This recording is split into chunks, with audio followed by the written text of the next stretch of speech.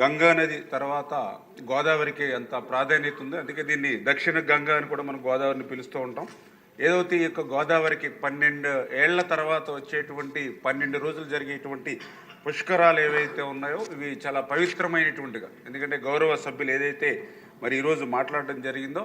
మరి ఆ 12 రోజుల పుష్కరాల్లో మనం స్నానం ఆచరిస్తే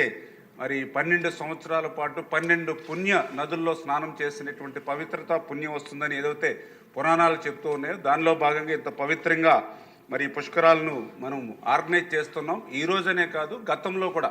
మరి ముఖ్యమంత్రి చంద్రబాబు నాయుడు గారు ఆ రోజు 2003లో కానీ 2015లో కూడా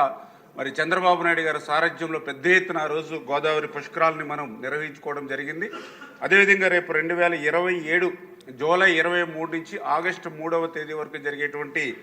గోదావరి పుష్కరాలను కూడా మరి అదేవిధంగా అత్యంత పవిత్రంగాను అన్ని రకాల వసతులతో కూడా మరి నడిపించుకోవాల్సినటువంటి బాధ్యత అవసరం కూడా ఈ ప్రభుత్వం మీద ఉంది. దాన్ని గుర్తించడం జరిగిందని చెప్పి కూడా మరి గౌరవ సభ్యులందరికీ కూడా ఈ సందర్భంగా తెలియజేయడం జరిగింది అధ్యక్ష. దీని ప్రకారం ఏదైతే మన ఇరిగేషన్ శాఖకు సంబంధించి మరి మేము కూడా రివ్యూ చేసుకుని ఏదైతే 2015లో గత పుష్కరాల్లో జరిగినటువంటి ఘాట్స్ ఏవైతే ఉన్నాయో వాటిని అన్నింటినీ కూడా ఐడెంటిఫై చేసుకుని, అంటే ఏదైతే మరి 2015లో 307 వర్క్స్ని ఏదైతే 117 కోట్లతో ఆ రోజు మేము ఏదైతే చేపట్టామో మరి అవి కూడా ఇప్పుడు గౌరవ సభ్యులు చెప్పారు వాస్తవం. ఎందుకంటే ఆ రోజు 2014లో మన ప్రభుత్వం వచ్చిన తర్వాత 2015లోనే పుష్కరాలు రావడంతో ఆ ఎస్టిమేషన్లు వేసుకుని టెండర్స్ పిలుచుకుని వర్క్ ఆర్డర్స్ ఇచ్చేయడానికి కేవలం 3-4 నెలల సమయం మాత్రమే ఉంది. అయినప్పటికీ కూడా ఆ రోజు సమర్థవంతంగానే ఆ రోజు నిర్మాణం చేసుకున్నాం. అందులో భాగంగా మేము కూడా ఏదైతే గోదావరి జిల్లాకు సంబంధించి ఉభయ గోదావరి జిల్లాల్లో కూడా ఈ గోదావరి ఈస్ట్ గోదావరికి సంబంధించి 145 ఘాట్స్ని గుర్తించడం జరిగింది, దగ్గర 3625 మీటర్ల పొడవున. అదేవిధంగా వెస్ట్ గోదావరికి సంబంధించి 98 ఘాట్స్ని గుర్తించడం జరిగింది, 2452 మీటర్ల పొడవైనటువంటివి. మరి వీటికి సంబంధించినటువంటి ఏదైతే ఎస్టిమేషన్స్ కానీ ఇవి కానీ ఏవైతే ఉన్నాయో వాటిని అన్నింటినీ కూడా మరి సంబంధితమైనటువంటి శాఖల ద్వారా ఏంటంటే ఆ ఇరిగేషన్ ఘాట్స్ నిర్మాణం వరకు ఇరిగేషన్ శాఖ బాధ్యత వహిస్తుంది. అదేవిధంగా దాని నిర్వహణ కానీ లేదా ఇతరత్ర ప్రతిపాదనలు చూస్తే సంబంధిత పంచాయతీరాజ్ శాఖ నుంచి కానీ సంబంధిత మున్సిపల్ శాఖ ద్వారా నుంచి కానీ తీసుకోవడం జరుగుతుంది. అదేవిధంగా రెండవది ఏదైతే ఇరిగేషన్కి సంబంధించి మేము ఏదైతే గోదావరి ఇన్ఫ్లో ఎంత వస్తుంది, అదేవిధంగా అవుట్ఫ్లో ఇవన్నీ కూడా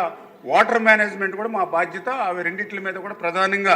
ఇరిగేషన్ శాఖ వరకు కూడా మేము దృష్టి పెట్టడం జరిగిందని చెప్పి తెలియజేసుకుంటూ, ఏదైతే మీరు చెప్పినట్లుగా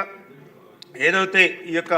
ఇరిగేషన్ డిపార్ట్మెంట్దే కాకుండా ఈ పుష్కరాలకు సంబంధించి ప్రధానంగా ఎండోమెంట్ డిపార్ట్మెంటు,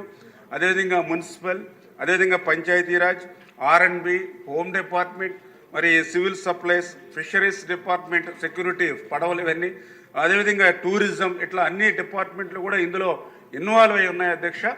గత 2015లో నేను కూడా ఆ రోజు ఎమ్మెల్యేగా ఉన్నప్పుడు ఆ రోజు ముఖ్యమంత్రి చంద్రబాబు నాయుడు గారు కూడా సంబంధితమైనటువంటి శాఖల మంత్రులతోటి ఉన్నతాధికారులతో కూడా తరచుగా రివ్యూలు చేసి ఈ పుష్కరాలని ఏదైతే భక్తులకి ఏ విధమైన ఇబ్బంది లేకుండా ఆ రోజు ఏ రకమైతే సౌకర్యాలు తీసుకున్నారో మేము కూడా ఇంటర్నల్గా మొన్న కూడా రాజమండ్రిలో ఆల్రెడీ అక్కడ ఏదైతే ఈ కలెక్టర్ గారి ఆధ్వర్యంలో ఒక సమీక్ష సమావేశం నిర్వహించుకోవడం జరిగింది. అదేవిధంగా భవిష్యత్తులో కూడా ఈ డిపార్ట్మెంట్కి సంబంధించిన మంత్రులతోటి అధికారులతో కూడా ఈ యొక్క రివ్యూస్ మీటింగ్స్ పెట్టుకుని ప్రతిపాదనలు తీసుకుని సంబంధిత పనులన్నింటినీ కూడా గౌరవ ముఖ్యమంత్రి చంద్రబాబు నాయుడు గారి దృష్టికి తీసుకెళ్లి 2027లో జరిగేటువంటి గోదావరి పుష్కరాలు ఏదైతే గౌరవ సభ్యులు అడిగినటువంటి వాటికి అనుగుణంగా ఇప్పుడే వాసు గారు కూడా చెప్పారు, ఏదైతే మరి శాశ్వత ప్రాతిపదికన మనం చేసేటువంటి పనులు అంటే కోటిలింగాల రేవ్ ఏదైతే ఉందో 1.2 కిలోమీటర్స్ పొడవునా కేవలం పుష్కరాల్లోనే మాత్రమే కాకుండా మిగిలిన సంవత్సరం పొడవునా కూడా ఉపయోగపడుతుందని చెప్పారు. ఆ రకంగా శాశ్వత ప్రాతిపదికన చేయాలని ఏదైతే సభ్యులు ఇచ్చినటువంటి సూచన కానీ, అదేవిధంగా ముప్పుడు వెంకటేశ్వరరావు గారు కూడా ఏదైతే ఆయన కొవ్వూరుకు సంబంధించి గోపద పుణ్యక్షేత్రం ఇట్లా ఏదైతే మరి ఆయన మెన్షన్ చేయడం జరిగిందో, మరి అదేవిధంగా దేవాలయాలు కానీ ఏదైతే మరి ఆధునీకరణ కానీ పర్టికులర్గా RWS వాటర్ కానీ ఏదైతే వెంకటేశ్వరరావు గారు కానీ, అదేవిధంగా జోగేశ్వరరావు గారు కూడా పర్టికులర్గా ఏదో పుష్కరాలని అంటే ఏదో 1-2 ప్లేస్లుగా కాకుండా మా కోనసీమ వాస్తవ అధ్యక్ష కోనసీమలో కూడా ఏదైతే పుణ్యక్షేత్రాలు కూడా ఉన్నాయి కాబట్టి పెద్ద ఎత్తున భక్తులు కూడా ఆ ప్రాంతాలు కూడా సందర్శించేటువంటి అవకాశం ఉంది. అదేవిధంగా బొలిశెట్టి శ్రీనివాస్ గారు, ఆయన కూడా ఏదైతే రోడ్స్ అండ్ ఏదైతే ఈ రహదారులు ఉన్నాయో వాటి మీద ఆయన ఇచ్చినటువంటి సజెషన్స్,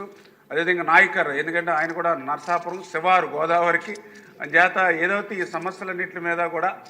మనం కూడా గోదావరి జిల్లా వాసిగా దీని మీద అవగాహన ఉంది కాబట్టి తప్పనిసరిగా గౌరవ సభ్యులు అడిగినటువంటి వాటినన్నింటినీ కూడా నా శాఖకు అదేవిధంగా సంబంధిత శాఖల మంత్రుల దృష్టికి కూడా తీసుకెళ్లి ఈ సమస్యలన్నింటినీ కూడా పరిష్కరించి రేపు 2027 పుష్కరాలు మరి బాగా జరిగేటువంటి విధంగా కుంభమేళ ఏ రకంగా అయితే ఒక మంచి మేనేజ్మెంట్ తోటి టెక్నాలజీని అనుసంధానం చేసి ఎట్లా జరిగిందో ఆ రోజున మరి చంద్రబాబు నాయుడు గారి సారథ్యంలో నెరవేరుస్తామని చెప్పి మీ ద్వారా తెలియజేసుకుంటున్నాం అధ్యక్షుడు. ఎందుకంటే